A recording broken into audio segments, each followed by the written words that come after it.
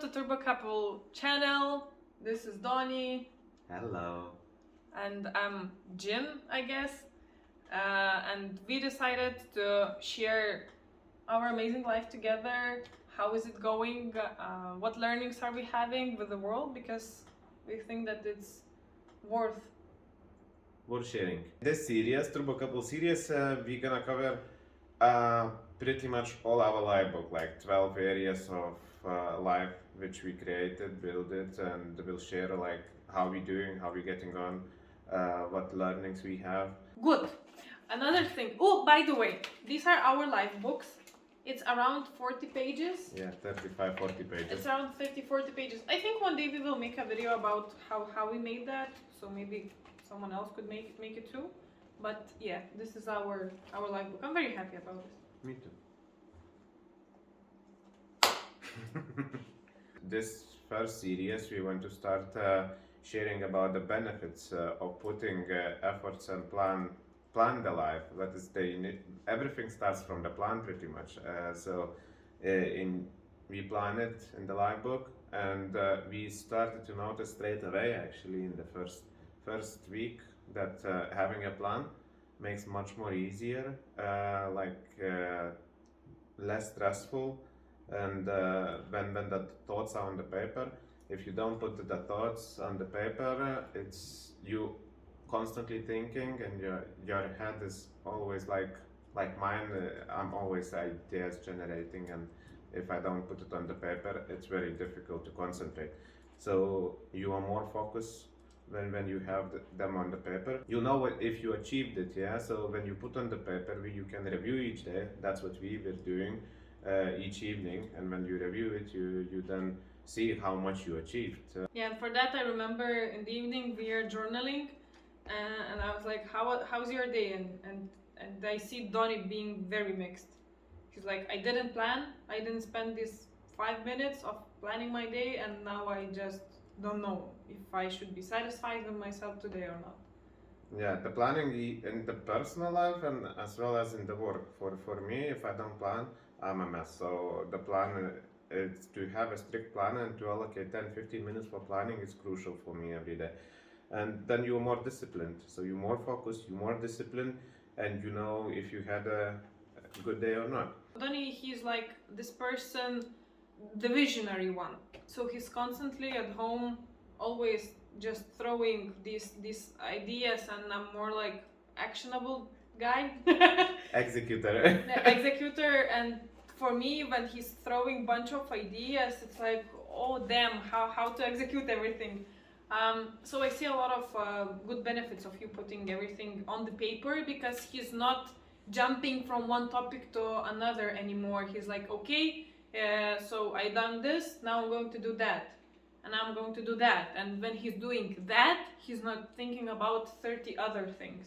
One of the goals for life is to become smoke-free. Me, myself, I was smoking for more than 10 years, actually.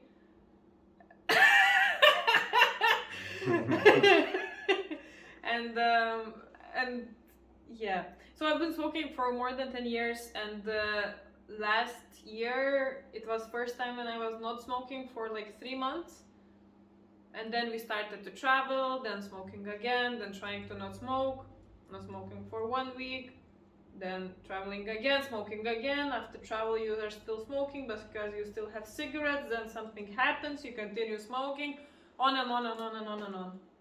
Yeah, well, I smoked, I didn't smoke for 10 years. I don't know, I actually like occasional smoker. I've been like smoking, stopping for a year, then smoking again. So it's been on and off, like more social smoking, I would say, for me. But at some period of times I was like fully smoking, like the packet a day, I think. But and yeah, so we had our first week of not smoking.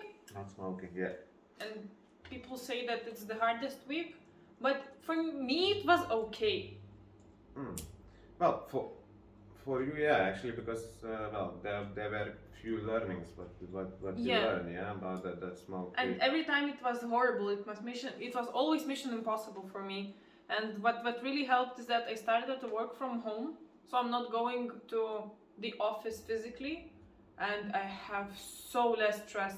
I mean, full day I'm seeing only Donnie, and that's it. I'm not in stressful environment anymore. I'm not around the people who smoke, and it's so obvious, but it helped a lot.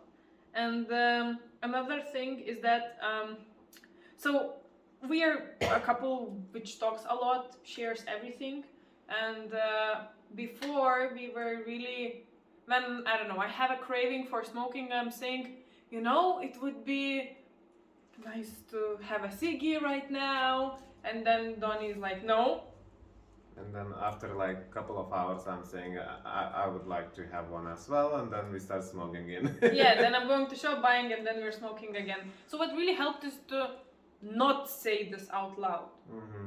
And then even if you think that maybe you want, and like maybe at the same time you want, we're not energizing ourselves. Encouraging, each other. Mm-hmm.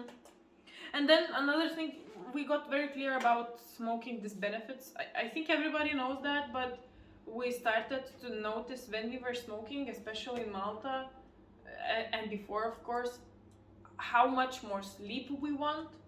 We are pretty much wasting more time because of smoking and because we're sleeping longer. Less energy in general. Less energy constantly. It's like, oh, I'm smelling, you're smelling.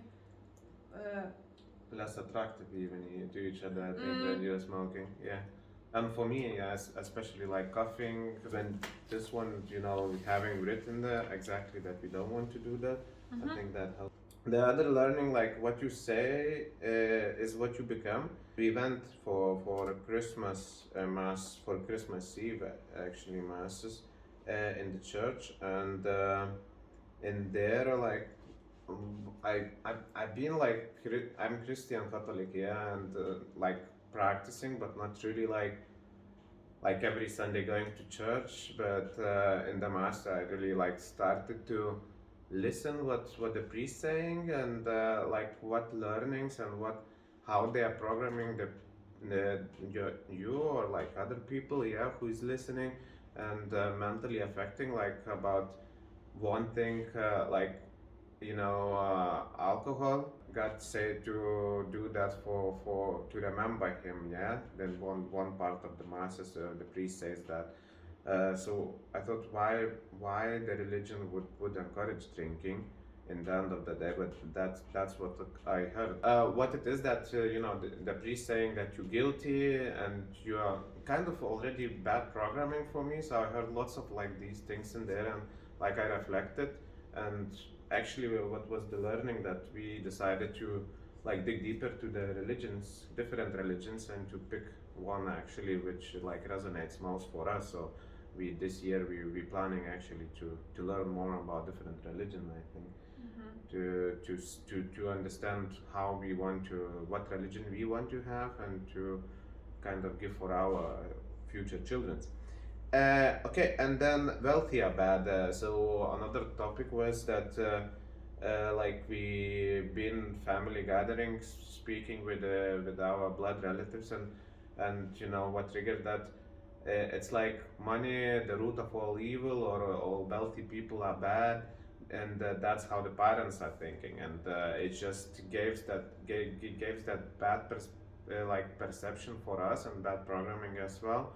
And we had a discussion, and then we just say that actually the money just makes more of what you actually are, and in the end we found that common ground, I think, and even parents agreed more and less, I would say. So yeah, that was what you say, it's what you become, and in all this programming and what you hear surrounding, etc., where you go, it's reflect on you like big time. So yeah. For that topic, I also have one challenge, is that one of the biggest categories to work on is the emotional stability. He's the stable guy, I'm not. And yeah, one of the things is that I tend to say these extreme words. This is horrible, end of the world. Like going to extremes always, especially when something bad happens. Oh, what a moron I am, and so on. So actually you should help me more of noticing when I say these words. But this is one of the strategies that I'm still not mastering for sure. But I want to try to notice more when I'm saying these extremes, because it's also programming of what I feel. To be like conscious and to monitor like what you say and what your surroundings saying. I think that's very important. And ask your actually surroundings, like Jen asked, yeah, like if she says something, to tell her that actually she shouldn't say those things. Yeah, it's bad programming. And like I noticed in family gathering when we had this weekend that it was as well, like the parents were saying, such a things like, it's like straight away you kind of, it triggers for you and you hear that it's bad and you don't want to hear that, and you tell them, you kind of face it and you say that that's not really what we want to hear. So this week was a lot about parents and brother. The situation is they're not as ambitious as we are. They are okay to live pretty much usual lives, and we want extraordinary life. And when you gather, when you are talking, it's pretty, topics are clashing, and you see how mindsets are clashing, and at the end you feel like you're wasting your time and energy. But at the same time they're your blood relatives, the closest family you can have pretty much, and you need to be around them. We want to be around them regardless, right? So what to do to not feel that you're wasting your time pretty much. This is one of our challenges, and I think so. It was Christmas gatherings this weekend, we just got back. Solution number one, what we have so far is that for example about our brother, is that he is really the guy where it's very against of how we live and how we want to live. And Donatas was really into coaching. I'm always coaching. Into coaching, how he should do, how he should think, what he should not do, and so on and so on. And I think it was around 2 hours of conflict. Mom even got out of the room because it was pretty intense.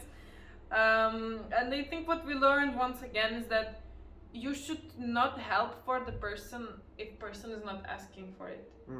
You should not push your opinion, because at the end we don't know if our opinions or coaching are the best, right? Yeah. We think that is the right one, but it's not necessarily right one for him.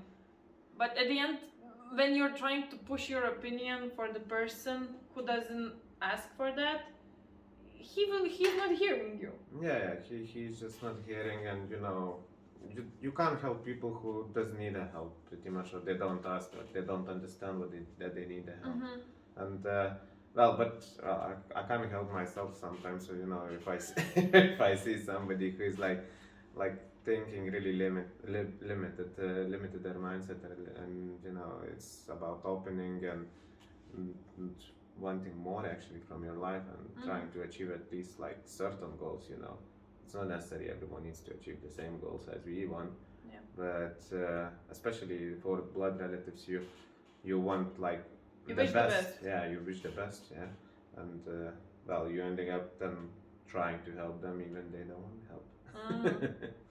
Yeah, and another thing is that because they have so different desires in life than we are, of course the opinions about what wealthy people are as a stereotype, for example, it differs for all of us. Or for example, we are planning to travel the world for 1 year, and to maybe even sell our home, and this is a huge change in our parents' mind. And what is solution number 2 is that actually in the discussions, what we started to do this time is that we started to share more about what we are planning. Yeah. Argument, give perspective, even though you expect that they are like they have a lot of fears about your plans and they will express these fears. The more we do that, I see how more open-minded parents are actually becoming, and they are starting to get you. Yeah, they start to get used to it that we are crazy ones, and like that everything they can expect now from us pretty much. I think that's they're starting to understand that because before, I think for them the first things when we start to talk about like some extraordinary things or like our plans, they were like really like shocked, but little by little getting used to that. Yeah. So, solution 2: express your opinions regardless of environment. I think. Another one is that we still didn't do that, but I think it was one of the learnings or ideas how to handle that for the next time, is to prepare topics in advance what to talk about. For example, one of the things is that to gather feedback for our business could be, right? Because they are consumers anyway, and they can provide good feedback. It would be something to talk about. It would be useful for us. Yeah. Yeah, because they can talk about these topics. They can. It's just not their first priority to talk about. They're not used about it. And then another thing is that my mom always criticized me how I look, how I dress, how I speak. I'm just like a superstar of her criticism. So what really helps for me is don't give a room for any other comments. For example, she was criticizing my skirt, which was light one, and according to her stereotypes, you should not wear light, bright clothes in the winter. It's summer clothes if it's white or gray. It's not for the winter. So I just said, I like it and I will wear it. I don't need your comments. Thank you. And she stopped. After 3 times. Yeah, but it was not like I needed to reply anymore, Yeah. Okay, wake up early. Waking up early. We had a challenge actually this year. We tried always like to wake up early, and we were struggling. So like in this week, there were a few good things what we implemented. Okay, so when we want to wake up? We want to wake up 5 a.m. pretty much. Now he wants to wake up at 3 a.m. At 3. First what helped actually the light, yeah, like this sunrise imitation, yeah. So sunrise imitation light with the sounds, natural sounds like the ocean or whatever. You can choose, and it gets brighter and brighter eventually until you wake up. So that helped. Then another thing what personally for me helps and helped, so writing in the evening, like the first goal of the day to wake up at certain time. So let's say if I put at 3 a.m. I want to wake up, my eyes wide open in the morning, and I feel good pretty much, and it's easier to wake up because you're gonna be accomplished first goal in the day already if you wake up at 3 a.m. or at 5 a.m. with whichever time you set. Sleeping routine, when you're going to sleep, to have like pretty much certain time, and then routines before sleep, like journaling we do now, I'm planning the next day, knowing like what I'm gonna do, so I can sleep better actually when I plan and I know my mind's at peace. What helps for me to wake up at 5 a.m. is to know what I will do when I will wake up. Because sometimes I see no purpose of waking up earlier. Yeah. Because I'm not sure what I will need to do. We have huge to-do list board, but you are not clear of exactly what. Yeah. If you're not planned like for that morning, I will do X, Y, Z, then you don't have a clear plan for the morning. And then you don't have clear plan, okay, I might sleep then for another hour or so because I don't have clear plan. So yeah, that actually as well important, like to plan. Actually, even in the evening you were planning, I think, for the morning, like what things I need to do in the morning before I start to work. Yeah. So. And just to be sure why we want to wake up at 5 a.m. because I feel like a lot of our environment, when we say that we are waking up at 5, they're like, oh my god, are you crazy? Why do you torture yourself? But it's not torture for ourselves. It's like when we wake up earlier, especially in 5 a.m., you have 2-3 hours for yourself and for other important projects because you have fresh mind, fresh energy. And after work, you are very much drained in terms of energy, in terms of brain activity, and you have many new ideas, thoughts in your head, and in the morning you are just super fresh. Yeah. And you can be, I don't know, many more times more productive in the morning, not in the evening. Yeah, so well, our routine, we are starting to go to sleep around 9, So we have like 6-7 hours sleep usually. Well, 6 hours. Well, we still have evenings and we still plan the evening, but mornings are more productive with the fresh mind for sure. Good. So this was first episode of Turbo Couple Live. Woo! High five.